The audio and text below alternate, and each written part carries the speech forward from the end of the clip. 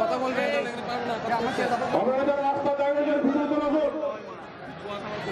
আমাদের মধ্যে উপস্থিত হয়েছিলেন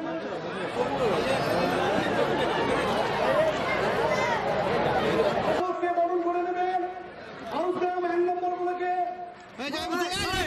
আমরা সামনে চলে গেছি সামনে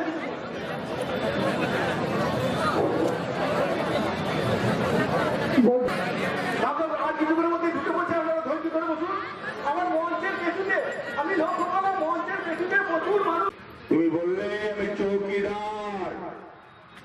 কার চৌকিদার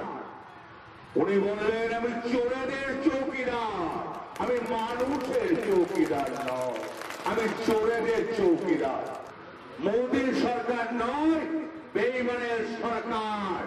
চিটিংবাজের সরকার মিথ্যাবাদীর সরকার খুলেনা সরকার দাঙ্গা লাগানো সরকার কৃষকের সরকার নয় সর্বনাশের সরকার জীবনে বহু দাঙ্গা করেছে ভদ্রলোক যে বহু ভারতের প্রধানমন্ত্রী বলতে লজ্জা লাগছে ভারতের প্রধানমন্ত্রী একটা ভালো প্রধানমন্ত্রী হবে ভারতের প্রধানমন্ত্রী চোর প্রধানমন্ত্রী হয়ে গেল ওই পাগল লোকটাকে খেপা লোকটাকে কোনো গুরুত্ব দিচ্ছি না ওকে ভারতবর্ষের প্রধানমন্ত্রী বলে মানছি না দিলীপ ঘোষ কাল বলেছে যে আমরা ব্যাংক তৈরি করে রেখেছি দুবরাজপুরে কি বলবেন ওর পিঠেই পড়ে যাবে ওইখান থেকে না বলে ভোটের দিনে 29 তারিখে আসতে বলুন যেমন ওর পিঠে কেমন টাং পড়ে যায় একটা ফালতু প্রধানমন্ত্রী যে প্রধানমন্ত্রী ভারতবর্ষে 444টা প্রতিশ্রুতি দিয়েছিল একটা কাজ করে নাই সেই ভারতবর্ষের প্রধানমন্ত্রীর সম্বন্ধে জানাতে হবে আপনারা ভালো করে দেখবেন এই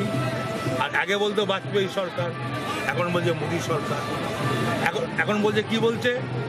সেনাও জন্ম দিয়েছিল নাকি ভারতবর্ষের মাটিতে সেনা আছে আমার বাড়ি আমার ভাইরা চাকরি করে আপনার বাড়িও ভাই সেনাতে চাকরি করে ও বলার কে মোদির জন্ডিস হয়েছে ওর উচিত কালো কলাইয়ের ডাল খাওয়া আর আখের রস খেয়ে বেড়ানো নাহলে 23 তারিখে খুঁজে পাবেন না যে এখনো আখের রস আর কালো কলাইয়ের ডাল না খায় তাহলে 23 তারিখে বলো হরিবল হয়ে যাবে এই ক্যামেরার সামনে বলছি বিজেপি বলবে কংগ্রেস বলবে সিপিএম বলবে আমাদের বুথের লোক ঢুকতে দেয় না এবারেও বলবে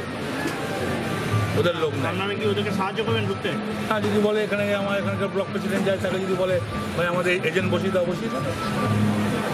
আবার যদি তুই যদি বলে আমার এজেন্ট বসিয়ে দাও বসিয়ে দাও তার জন্য প্রস্তুত আছে